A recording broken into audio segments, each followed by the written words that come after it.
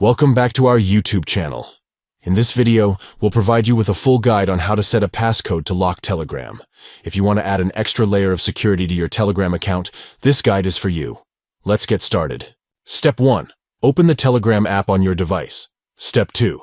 Locate and tap on the 3 stacked lines in the top left corner.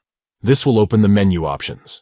Step 3. From the menu, select Settings and scroll down to find Settings and Privacy. Tap on it to access the settings related to your account's privacy. Step 4. Within the settings, find and tap on Passcode Lock. Here, you'll have options related to setting up a passcode to lock Telegram. Step 5. Tap on Enable Passcode.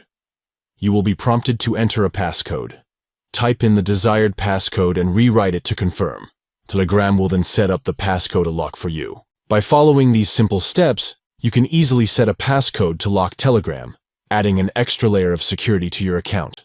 Thank you for watching, and enjoy the added security and peace of mind with a passcode lock in Telegram.